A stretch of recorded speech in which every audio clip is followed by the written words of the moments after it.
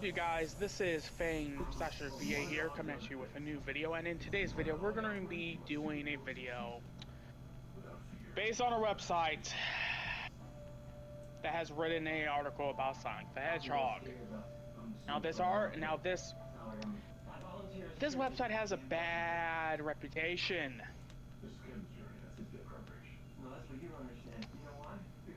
This isn't my first video on them, and it's not going to be the last. Now, the fact of the matter is, a lot of these articles, well, a lot of these geek culture websites, they mainly have people that are just hired, and sometimes they don't even do their proper research. I mean, that's pretty common knowledge. I mean, a good example is Geekdom, when he will occasionally literally like debunk their articles.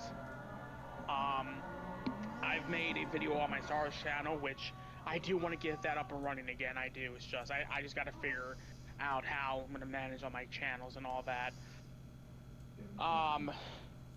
So yeah, if you're new here, make sure to comment, like, and subscribe, and hit that bell button. And with me here today is my editor slash fellow content creator. Hey y'all, I is here. Audible. Also known as Miss Farming Simulator. Hey! Oh wait, I'm sorry. You're a farming simulator with Foxy Floof aspects. I will make merch of that eventually, you guys. I'm gonna make that one of my catchphrases. It's already became a catchphrase with you. What do you mean? I know that it triggers you and a friend of mine when I always say that. You mean Andrea? Yeah.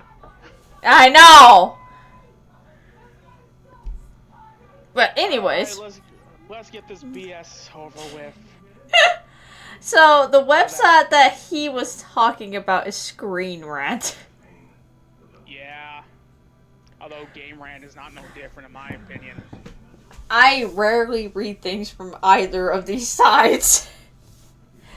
But this is the definition of the same bullcrap, different day. Yeah. So, but I knew Babe would like to try to debunk some of these, especially if I read something off and he's like, That's not how this works. So they did 15 things you didn't know about Sonic around the 25th anniversary. So this was a while back. 25th anniversary. That would have been when they announced Frontiers and Origins, right? Yeah. So this was a while back, but still, regardless. So the first fact that they start with as number 15 is Sonic was based on Santa Claus, Michael Jackson, and Bill Clinton. When designing a new mascot for the company, Sega looked to create something that really spoke to everything their fans already knew and loved. A character with humor, wit, and classic 90s attitude. The result is a collection of some of the strangest concepts ever to be thrown together. Sonic's boots were taken directly from Michael Jackson's look in the music video Bad, as well as the album of the same name, with straps and buckles to make the character stand out. For the color schemes, Sega looked Santa Claus, giving the boots a red and white look that had the dual effect of making Sonic the color of the Pepsi logo, another big brand for the era. For Sonic's demeanor, Sega borrowed inspiration from then Arkansas Governor Bill Clinton, specifically his can-do attitude. Sega wanted a character that could be cheeky and sarcastic while still get the job done. As desperate as these ideas might actually initially seem, it's hard to argue with the results. Sonic continues to be one of the most recognizable mascots in gaming to this day. Okay, I do know about that. I do know that that's a pretty big thing that people talk about. The one thing they forgot is that because of his design with the black pupils and all that, I also get a lot of like 1920s, 30s cartoons vibes from Sonic classic design as well. Not to mention he wears gloves, which is a very Disney thing to do with their characters, because Mickey Mouse, Donald Duck, and Goofy all wear gloves. But for that one, I have heard that mentioned. I don't know how true it is, so that means Editor Chan here is going to have to do some research to see where that started, if someone worked at Sega actually said, but I did hear that, and as far as I'm aware, it is pretty accurate. Okay. They've forgotten Mickey Mouse. Yeah. As a inspiration as well. Actually, to be honest, I also get a lot of Felix the Cat vibes too. Yeah. That makes sense, because his design harkens back to those black and white 1920s, 1930s cartoons. Yep. Alright, next. Okay, number 14. Sonic can't swim because of a misconception. Perhaps the most frustrating part of the original Sonic the Hedgehog game is the infamous water levels, with aquatic exploration appearing in both the Lambert Zone and the final stage Scrap Brain Zone Act 3. In these levels, Sonic sinks like a stone and must navigate past dangers while moving far slower than usual underwater, gulping air that emerges from bubbles underground. Sonic's aversion to water is an intricate part of the character, appearing not only in subsequent games but also as plot points in television and comic appearances. According to Sonic's creator and director of his first game, Yuji Naka, this element of the game was included because Naka believed that hedgehogs can't swim. It was therefore decided that Sonic should be able to swim quickly through water in a similar manner to the platformers of the time included Super Mario Bros. While interesting, though, is that Naka was actually misinformed. Hedgehogs are very capable swimmers under normal circumstances, making the most annoying part of Sonic games an unnecessary inclusion. That is correct. And I believe I said that in a previous video, too. Mm-hmm. I think that was brought up in a previous video, so there's some copy and paste, I feel like. Yeah, I think that one might have been a copy and paste on that one. I'm not for sure. Yes, that is true. And going back to the previous point, if I remember correctly, Sega wanted Sonic to basically appeal, like, their big whole inspiration for Sonic is basically America, if I remember correctly. I think you are right on that. Going back to point number 14, yes, that's true. So that means basically, by lore's standpoint, Sonic just never learned how to swim. Yeah, by lore's standpoint, the poor boy never learned to swim. And as far as we know, I don't know if Shadow can swim. I don't know if Silver can swim. It has not been confirmed or denied. I mean, naturally, they don't need to swim because, Shadow can just hover above the water with his. And then you got Silver with his telekinesis. Yeah, it's still not gonna fix how slow he is in Sonic 06. Now is it? Oh my god! Until Project 06 literally make me eat those words. I'm continuing my disrespect towards that Silver Hedgehog. Oh my god! Poor Silver. Anyways, number 13. Sonic the Hedgehog comics are record breakers.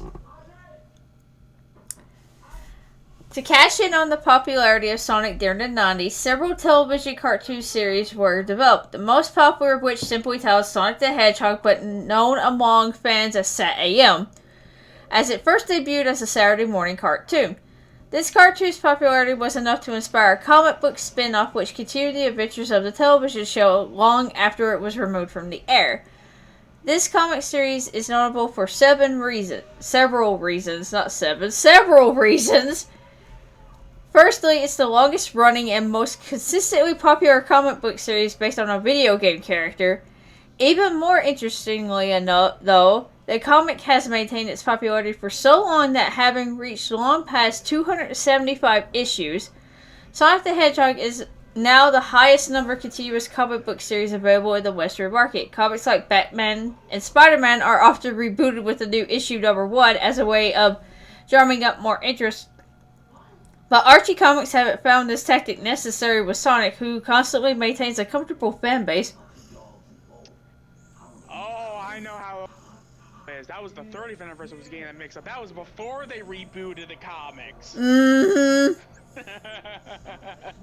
Oh, That did. Red got something wrong. You wanna know what they got wrong? About the reboot? Well, they mentioned in there that the comics continued the show. No, it doesn't. Because Robotnik's personality is more similar to his A video game. adventure. No, Adventure Sonic the Hedgehog. Sonic the Hedgehog. Which is why the Fleetway comics did a reversal. He looks like Adventure of Sonic the Hedgehog Eggman, but with Sonic Sat AM's personality. Yep. Not to mention, as far as I'm aware, Super Sonic doesn't exist in Sonic Sat AM. As far as we know, unless they were planning that. Amy doesn't exist. Knuckles doesn't exist. As far as we are aware of. This is true. Chaotix don't exist. Fang, like a lot of the characters that we see in the Archie comics, as far as we know, do not have Sonic Sat AM counterparts. So no, it is not a continuation of a show. It can be considered as a alternate universe of Sonic Sat AM. Now, at the time of this this article, which would have been what, 2011, 2010, something like that? It was published in 2016. Okay. Sonic was rebooted. Technically. The Archie comics did kind of reboot Sonic. Now, here's the thing. According to, previous comics series standards, technically, they didn't go back to issue 1, but they did reboot the plot. I've talked about this many times. This is one of my biggest issues with the Archie comics and Sega, is the fact that due to certain circumstances, because of Ken Penders, or maybe just because Sega was noticing that maybe the Archie comics was getting too teenage-esque in terms of content, or what have you, whatever it may be, they decided to make the comics more closer to the games.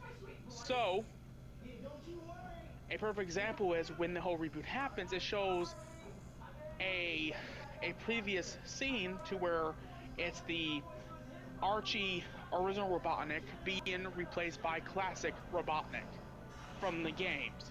Mm-hmm. So, yes, technically, the Archie comics was indeed rebooted. But in terms of but when it comes to traditional comics, to where they go back to issue 1, then technically no. It wasn't rebooted in that instance, but it was rebooted nonetheless.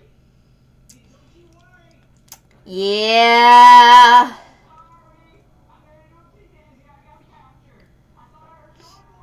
Alright, are you ready for fact 10? Yep. Fact 12, I almost said 10.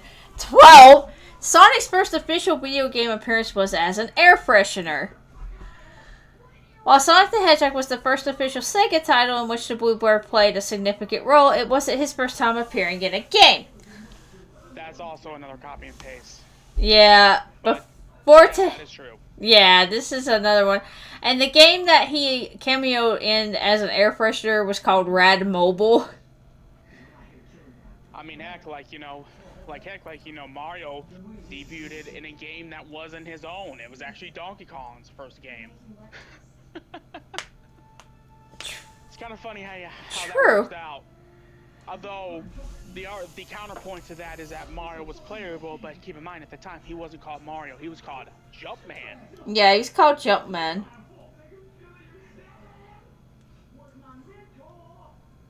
But yes, that is true. he was a air freshener, which probably smelled like chili dogs. That would be funny if it actually did smell like chili dogs. Anyways, number 11, Sonic's Rock Band was cut from the original game to make room for Sega. Perhaps the most iconic sounding game in the glorious cry of Sega that can be heard upon turning on any early Sonic the Hedgehog game actually cost game developers more than a few headaches and led to a lot of cut content from the original game. Audiences were familiar with what is essentially the short theme song for the Sega company from a series of commercials that ran during the production of Sonic the Hedgehog. Loving the sound and wanting to connect the commercials with the game, Yuji Naka requested that programmers find a way to incorporate the sound into the start of the game. This proved challenging. The version that appears in the final game is so complex that it takes up 1/8 of the all space of the game's cartridge. The inclusion of the noise meant cutting content from the game to free up data. This meant removing a scene likely to be used in the end credits, where Sonic rocks out as the vocalist of a band of anthropomorphic animals. I have to do that because I would have screwed up saying it. Remnants of this can still be seen in the end credits of the Master System version of the game, where Sonic appears singing into a microphone. Wow, they actually stumped me. I did not know that. I didn't know this either. I mean, I knew about the whole Rock Band thing, which also included a very early version of Vector, the Crocodile, and also Charmy Bee. Yep. But I did not know the rest of that. I didn't either.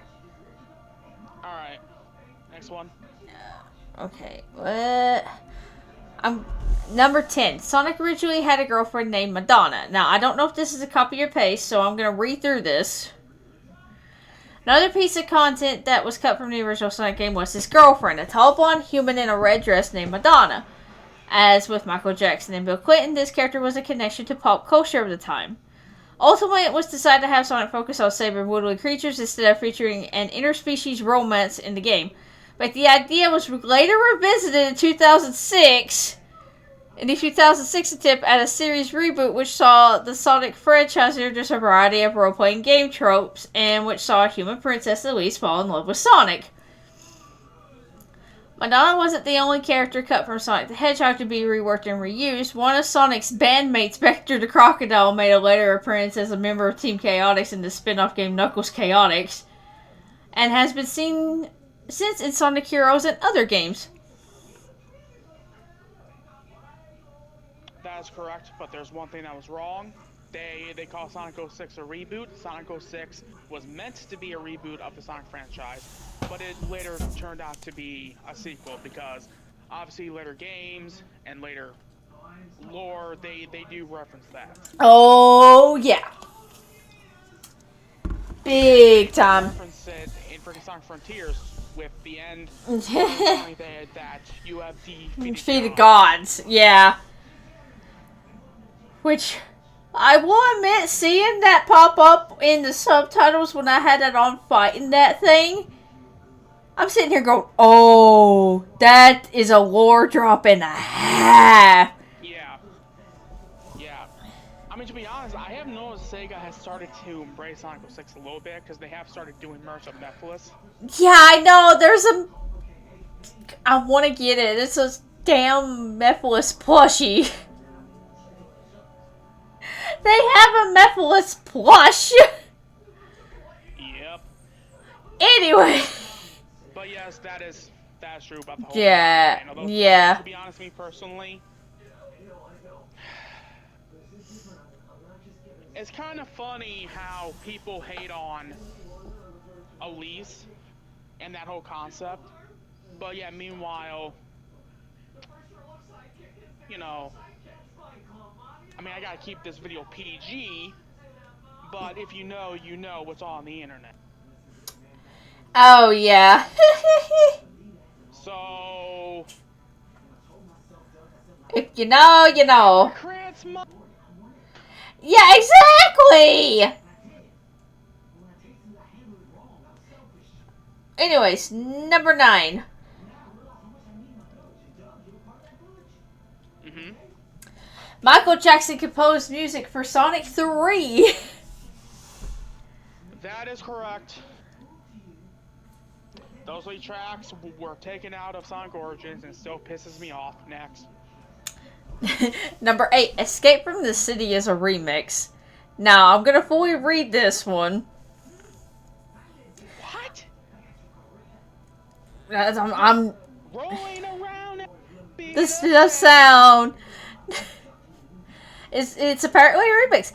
While we're on the subject of musical similarities in Sonic games, it's difficult to ignore Escape from the City, a song by Crush 40 band formed by Sega composer Jun Sonoe to produce rock music for various games by the company. Escape from the City is perhaps the most iconic modern Sonic the Hedgehog song, playing in the very first level of Sonic Adventure 2. The music is synced up to match with the initial action on the screen as the level starts, giving a bold introduction to what many consider to be the best polygonal Sonic game. Eager fans and audiophiles, though, have discovered that this isn't the first time the song has appeared in a Sonic game. The song is a remixed version of a tune that appears in multiplayer for Sonic 3, albeit with a different instrumental arrangement and without lyrics. Once the two songs are heard side by side, it's difficult to ignore their similarities. And there are multiple other instances of later Sonic games reworking tracks from earlier titles. What? I guess we're gonna have to. We gotta fact check that afterward. I'm actually doing that right now. Oh, you're doing it right I'm doing it live. now. Doing it live. Well, not live. I'm doing this while recording this. Apparently the track is called Endless Mine.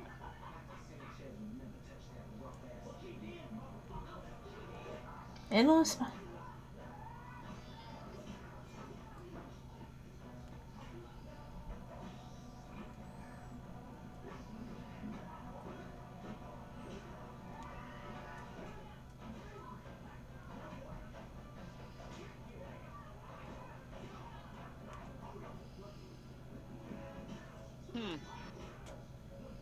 Let me hear the 2 tracks sync up.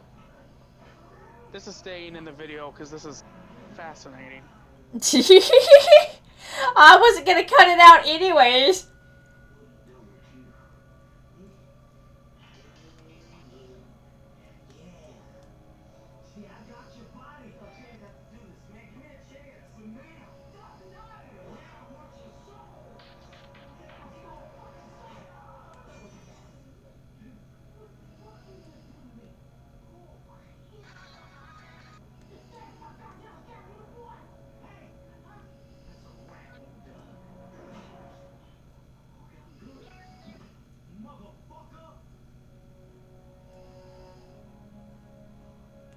Wait, is that only for the... It said it was Sonic 3 multiplayer music. Yeah.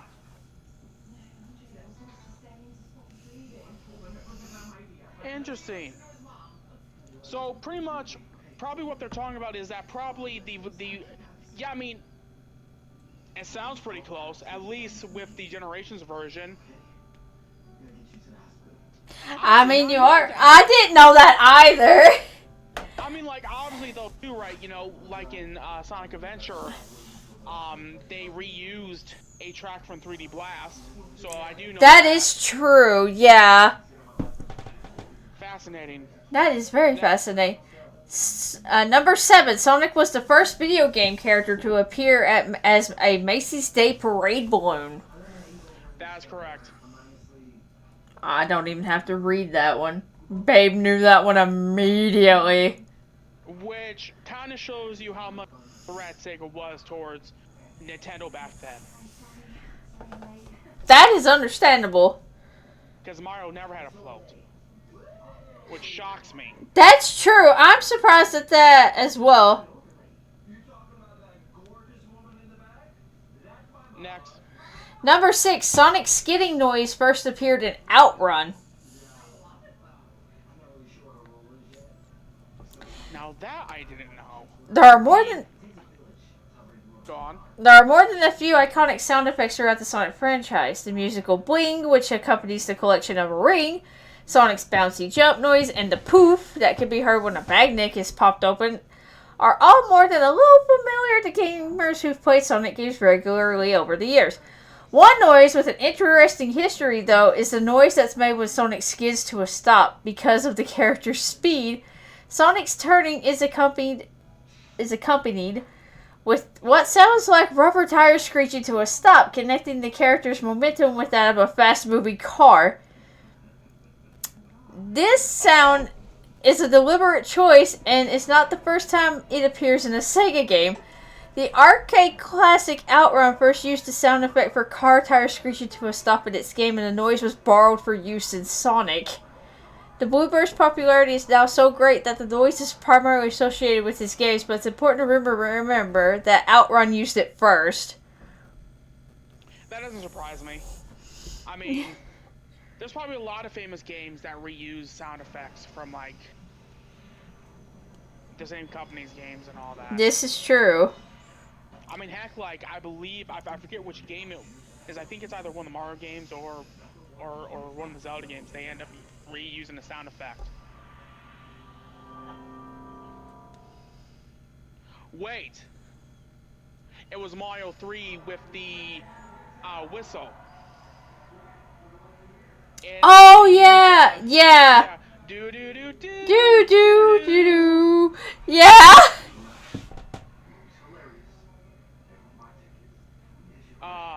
But yeah, that doesn't shock me.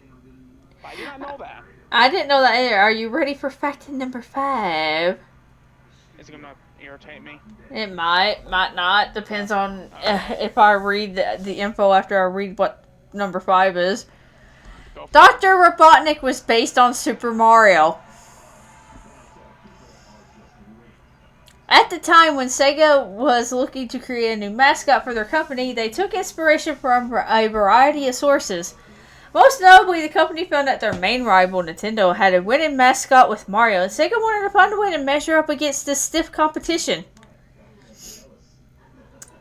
Sega opened things up to their staff members, asking for employees to submit their own ideas for a new mascot.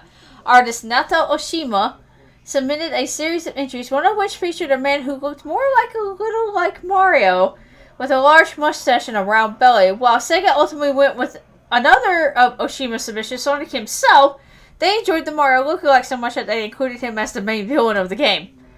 The character was given the name of Eggman in Japan, but Sega of America, who had a strong rivalry with the Japanese branch of the company, elected to name the character Dr. Ivo Robotnik in their localization.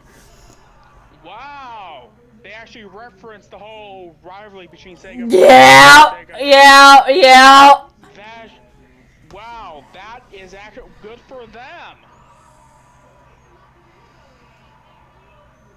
Yes, but you can pretty much say that every single character design they were doing was trying to compete with Mario. Yeah. Eggman looks like Mario is a bit of a stretch. Yeah, I know. Because people say that he was more based on, and I said this in a previous thing, Theodore Roosevelt. Yeah.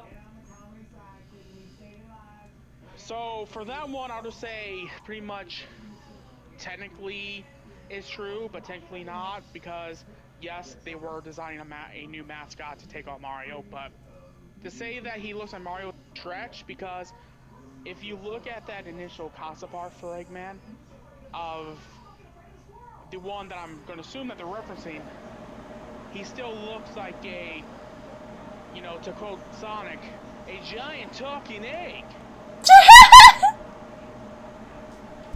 Doesn't he say that in Sonic Adventure? Yeah. He looks nothing like Mario. I know! He doesn't have a big nose like Mario. You know, obviously his mustache is more... Okay, this is just gonna trigger... This question, this whole point has already triggered me only because of how factually wrong they are comparing Mario.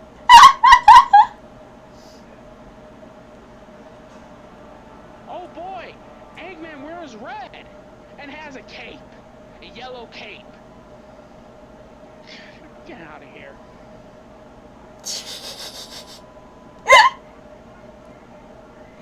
Oh my god, you're so triggered.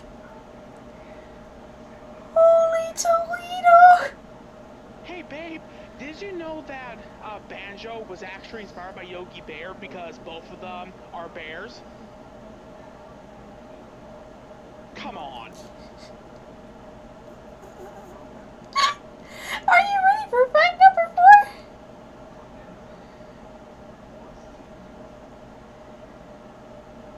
4? Next one. Fact number 4. Sonic's original game soundtrack shares a composer with Sleepless in Seattle. What? Yeah. Sonic's original game soundtrack shares a composer with Sleepless in Seattle. Michael Jackson isn't the only pop star to have influenced the Sonic the Hedgehog game series. Masato Nakamura, the composer for both the original Sonic the Hedgehog and its sequel, was also a member of the Japanese pop group Dreams Come True at the time. In addition to working on Sonic games during this period, Nakamura had a hand in creating music for a number of other high-profile projects. This includes music for the soundtrack to the romantic comedy starring Tom Hanks and Meg Ryan, Sleepless in Seattle. Nakamura also composed music for the Don Bluth animated musical The Swan Princess. Throughout the years, while Sonic the Hedgehog games have had dips in quality and fans often argue which entries in the series are the most enjoyable, one original consensus can usually be reached. The music which appears in the Sonic games series is often of a very high quality. Considering the number of respected musicians that have been involved with the games, that is hardly a surprise. Huh.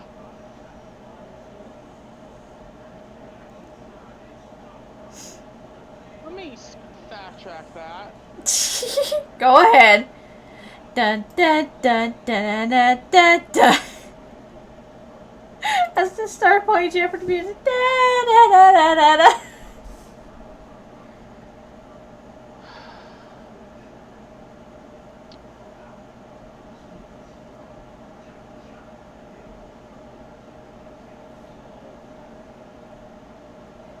Okay.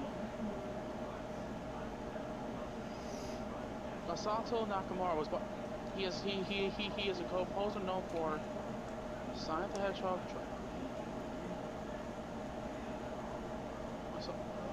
Wait, he worked on Crisis Core? What? What, the newest one or the older one? Looks like the newest one. What? Based on his IMDb, this has been recent news that's been... Wait. I actually wanted to get them wrong. I wanted to know what I could... Okay, he did work on The Swan Princess. He also worked on the Hex Files. The X-Files? Yeah, but I don't see the one that you're mentioning. Well, they did mention Swan Princess, but I don't know about Sleepless in Seattle. Yeah, I can't. Maybe, like, after we're done, you can do more research on that. But, yeah, I did not know that he worked on The Swan Princess, and I'm pretty sure I watched that, actually. I did too, growing up. I did too. Alright, next.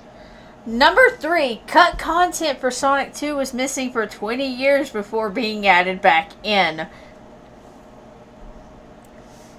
I know what they're referencing here. Fans of Sonic the Hedgehog are known for their tenacity when it comes for redding out hidden secrets and cut content from the games.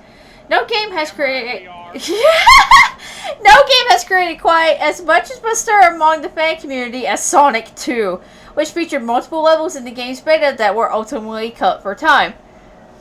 Under most circumstances, these missing levels would never see the light of day, but thanks to the theft of a beta copy of Sonic 2 during a game show, fans eventually got a good look at unfinished levels. I didn't know that. Within the game that could have made an appearance if the project hadn't been working to quite such an aggressive deadline. The most famous cut level, Hidden Palace Zone, appears in a near-complete state on the beta cartridge for the game, leading many fans to wonder why it was scrapped in the first place. After many years, however, Hidden Palace Zone was ultimately reintroduced to the game for its mobile re-release. Fan gamers Christian Whitehead and Simon Tomley, better known by the online community as Taxman and Stealth respectively, were given the task by Sega to remaster the entirety of Sonic 2 after the pair provided some excellent work on an earlier re-release of Sonic CD. While working on the game, the pair... Sonic 1. Yeah, and Sonic 1, they didn't involve that. They didn't say that one, but and Sonic 1 as well. While working on the game, the pair decided to include Hidden Palestone as a special treat for fans, providing the level with an official release a full 20 years after it had been initially designed. That beta that they're referring to is known in the Sonic community as the Nick Arcade. Because if you remember, during the 90s, Nickelodeon had a game show to where people go on there and play arcade games. One of them was that, which was Sonic 2. Yeah. And yes, that is all correct. There's actually two different versions of Hidden 2. There's the new version that's full and complete, but then they also have one called Proto Palace, which is the prototype level design. Now, apparently, with Sonic Origins, from what people are saying, they cut that version out of Sonic Origins, which I don't know why. That might be another glitch in the game itself. That could be. Or B, Sega told them to cut it out, which if they did, that's a bunch of BS. Mm-hmm. I'm surprised that they never mentioned about the fact that Sonic 2 was basically going to be Sonic CD with the whole time travel. But okay. Yeah. Because Hilltop is very similar. I remember how the story goes. It's meant to be basically like a very primitive version of Emerald Hill. I forgot how it goes. You can fact check that. I'll have to fact check that. Okay. So, fact number 2. Flicky Bluebird predates Sonic by several years. Throughout the original Sonic game and in several subsequent titles, Sonic's task is to free his animal friends from metal cages and robotic enemies. Successfully defeating the Badnik will see one of several small creatures bursting forth and escaping from within the enemy. In the first game, the most notable of these creatures is Flicky Bluebird, a character who also appears on the end of level screen in the Master System version of the game. Flicky also went on to have a larger role in a later Sonic game in Sonic 3D Blast. The player's tasked with freeing and collecting a variety of Flickies from within Badniks before they could progress in the game. God, I remember that. Oh dear. The character of Flicky actually predates Sonic's games. The character first appeared in an arcade game simply titled Flicky, in which the player controlling Flicky has to gather up her chicks while avoiding various enemies. The central mechanic is very similar to that of Sonic 3D Blast, suggesting that the Sonic game took inspiration from Flicky's first appearance. Yes, that's correct. In some ways, you can think of that almost like with the Shy Guys, and I think even Birdo herself is actually. I'll explain here when I fact check that. My apologies, you guys. It's fun, dear.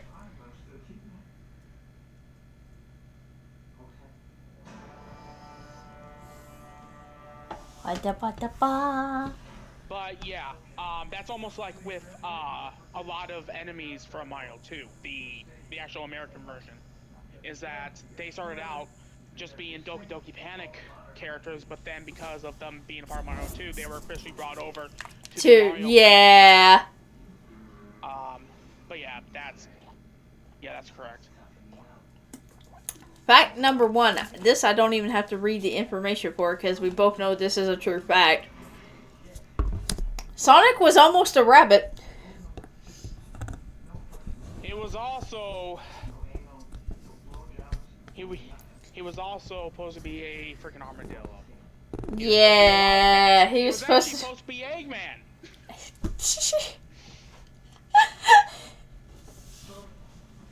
Yeah, I know. Yes, that is correct. And ironically enough, they officially brought that design over in Sonic Superstars. Wait, did they really? The rabbit, yeah. I Yeah, didn't she know was in the that. game. I didn't know that. Oh, that's cute. Hey, It's cute, Sonic. Deal with it. I'm not a bunny. I'm a hedgehog. I know that, but either way, you're cute. Oh my god, this is heresy. Hey, that's our line, buddy. Don't you stew that shit. Yeah, there's all one. Oh god, now they brought up the flu. Okay, you guys, this isn't a voice acting video, so can you three kindly GTFO? Blame Sonic. He's the one that started it. GTFO. Okay, we're going. Boy. Boy. And there they go. Those two floofs, I swear. I think we should end this before they end up coming out again. Yeah. Anyways, guys, let us know what you think of this. Remember to do what I said in the beginning of the video. Yeah. And also, just a little bit of a plug, I now have a Thorn account. Yes, he has a Throne account, which I need to put. Throne. I will put in the description of this video and start doing it from now on. So, you know, If you it's get, just optional, kind of like with donations. If you want to send me like a gift or something, you know, maybe just maybe who knows, maybe I might do like some like mail day streams or something to where I open up stuff from you guys. Or something. like Cynical does. Yeah, or any YouTuber really. True, but I'm just saying like Cynical, because I get the funniest feeling you would do some crazy stuff like Cynical does. Probably. God knows that I have some stuff on that list so far that would make me freaking jump out of my seat if someone were to get me. Opens it up, sees what it is. Oh, wow! But anyways, you guys, I hope you all enjoyed this video. We'll be seeing you all later. Bye-bye. Bye-bye.